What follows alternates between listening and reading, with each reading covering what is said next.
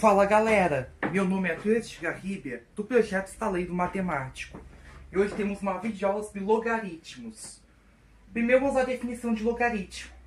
Logaritmo vem de uma equação exponencial irredutível. Por exemplo, 2 na x igual a 4, a gente pode fatorar o 4 em função da base 2. Ó, 2 na x igual a 2 ao quadrado.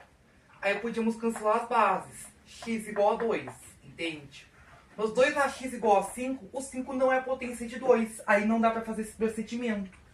E aí a gente recorre à definição de logaritmo. Se a gente tem uma equação a na x igual a b, com a e b positivos, e o a diferente de 1, a gente define o logaritmo como um expoente desconhecido. Ou seja, o x que é o nosso logaritmo de b na base a. Entende? Logaritmo de b na base a. É assim como a gente vai denotar o x nesse caso. Lembrando que o logaritmo só existe se o a e b forem positivos e o a for diferente de 1, tá certo? Ó, 2 na x igual a 5. Nesse caso a gente vai denotar o x como log de 5 na base 2. E é assim que a gente vai denotar o resultado, entende? Aí a gente pode também determinar numericamente, por tentativa e erro, quem é o x, sabe? Entende? Botar decimais aqui, sabe? Usando as propriedades das funções, sabe? É importante lembrar de algumas consequências da definição. Ó, aqui algumas consequências da definição.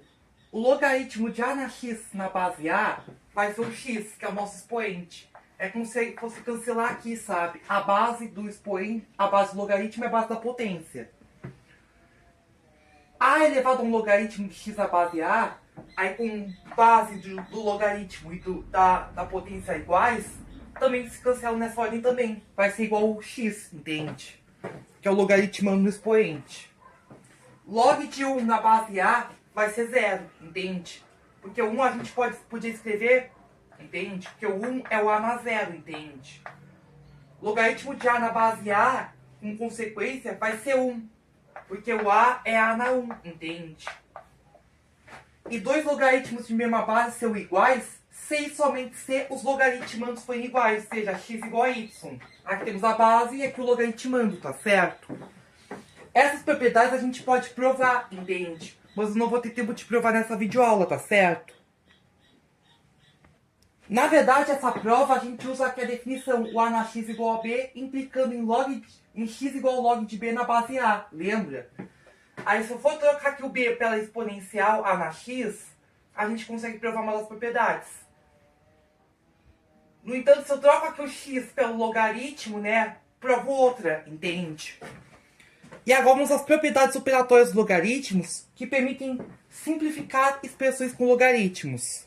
Vamos conhecer? Vamos! Vamos! Vamos! Vamos! Então vem comigo, galera. Te mostro.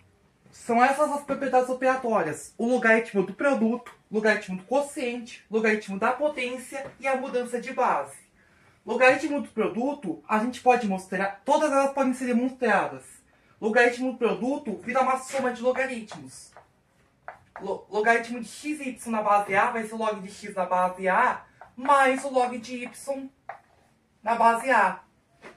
Logaritmo do quociente vai ser uma subtração de logaritmos. Ou seja, um log de x sobre y na base a vai ser um log de x na base a menos o log de y na base a. Logaritmo de x na n na base a, logaritmo de uma potência, o expoente vai para frente, vai ser o n vezes o log de x na base a. E ainda podemos trocar a base de um logaritmo para qualquer outra positiva diferente de 1. A gente parte o logaritmo ao meio e insere a nova base. Ou seja, log de x na base a vai ser o log de x na base b sobre o log de a na base b, entende?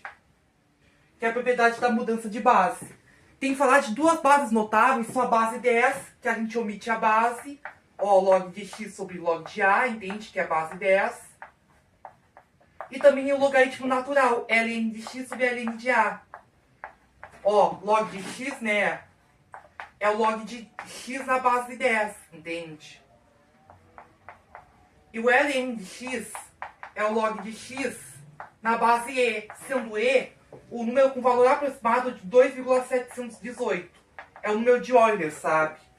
É um número irracional, ou seja, uma dízima não periódica, E esse é o valor aproximado, entende? É o logaritmo de x na base e, que é o logaritmo natural, tá certo? Que não tem nada a ver com o meu natural, tá certo? Agora temos o seguinte, log de 2 é x, log de 3 é y, que é o log de 120 na base 5. Primeiro a gente vai aplicar a mudança de base, que a gente está com base diferentes. Aí vai ser o log de 120 sobre log de 5.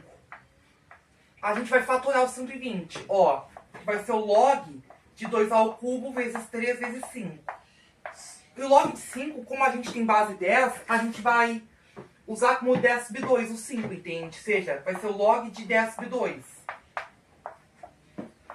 Agora a gente vai aplicar as propriedades. Vai ser 3 log de 2, mais log de 3, mais o log de 5.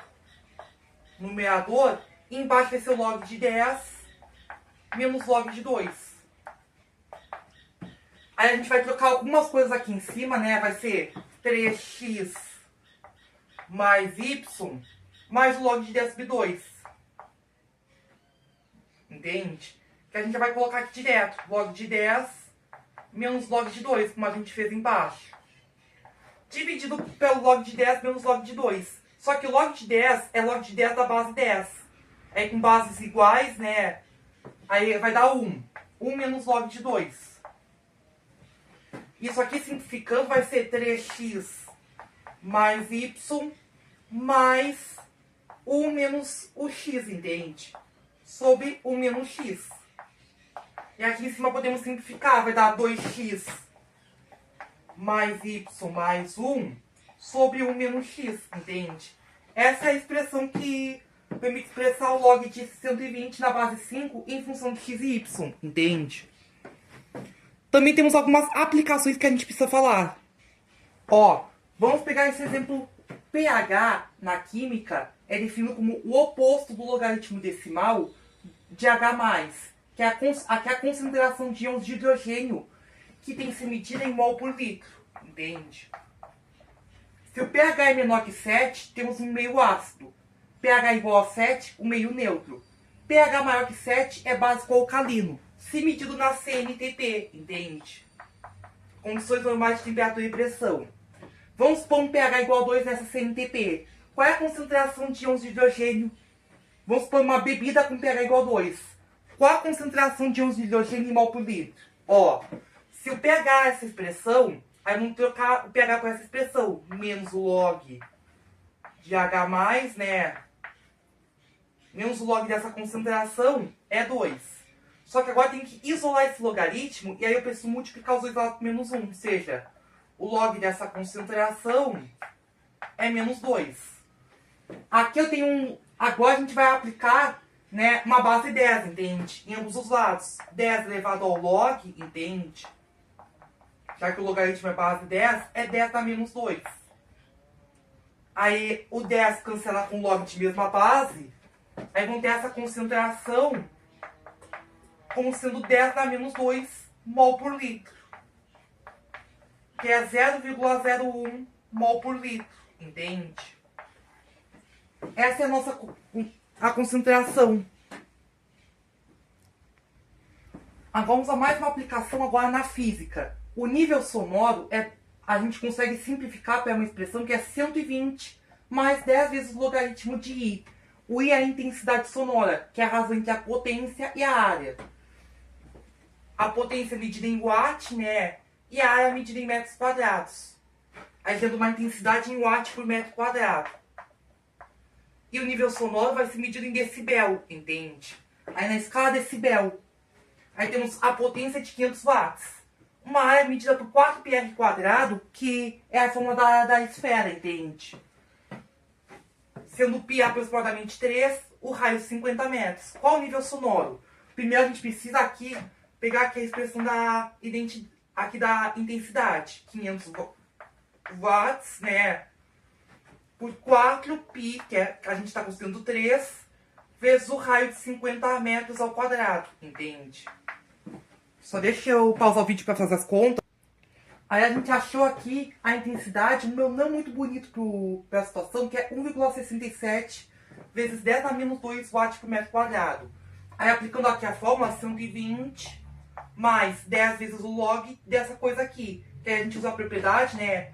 10 vezes o log de 1,67, que aí vão ter que meter na calculadora, mais 10 vezes o log de 10 a menos 2, entende? Que aí, deixa eu pausar o vídeo de novo. A gente foi obter os cálculos na calculadora e a gente obteve aqui um nível sonoro de aproximadamente 102,23 decibéis, entende? Então o nível sonoro é de aproximadamente 102,23 decibéis. Lembrando que níveis sonoros acima de 80 decibéis podem causar danos irreparáveis à audição humana, tá certo? E aí a gente precisa de controle de ruídos acima de 80 decibéis, tá certo? Por exemplo, equipamentos de proteção individual, evitar exposição prolongada, entende? Entendido? E também é importante lembrar da questão dos logaritmos das calculadoras, tá certo? Porque normalmente as calculadoras só trazem as bases 10 e E. Só trazem os botões log para a base 10 e ln para a base E, entende? Como a gente falou. E por isso a importância de a gente mudar a base, tá certo?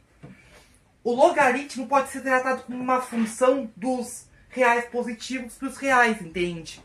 E aí a gente pode provar que o logaritmo é uma função... O logaritmo, né, quando a base é maior que 1, é uma função crescente.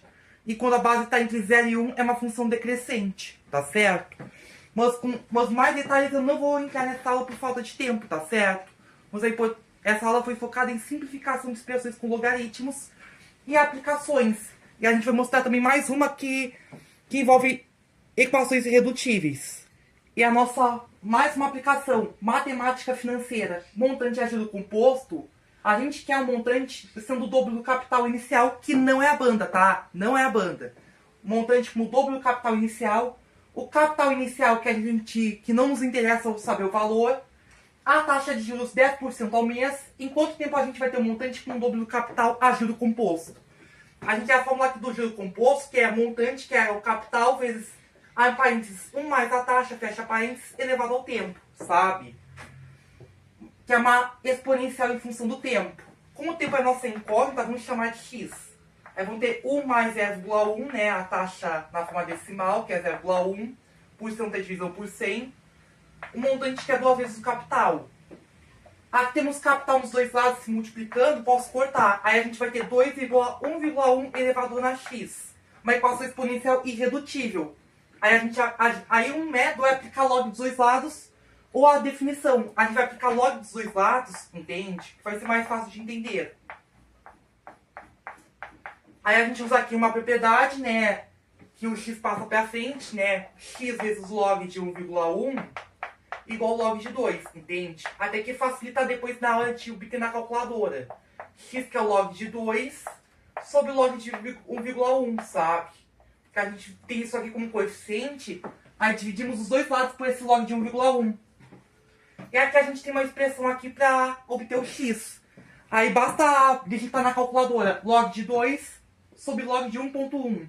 Lembrando que tem que confirmar como vai digitar na calculadora, que algumas calculadoras tem que digitar log depois o 2. E outras calculadoras pode ser o contrário, digitar o 2 depois digitar o botão de log. Além de trocar a vírgula pelo ponto e a fração pelo sinal de divisão, entende? E fazendo as contas na calculadora vai dar aproximadamente 7,27 meses. E nessa situação a gente precisa de um meio inteiro, sabe? E aí a gente vai ter que arredondar para o maior inteiro, que nesse caso é 8 meses, entende? Ou seja, após 8 meses um montante se é o dobro do capital essa taxa. A juro composto, entendido? Tá entendido, galera? Esse negócio de logaritmos e aplicações, vimos aplicações na física, na química e também na matemática financeira, entende? E falando em matemática financeira, da importância do bom planejamento financeiro, entendido? Por aqui encerramos. Tchau, tchau, gente. Nos vemos na próxima.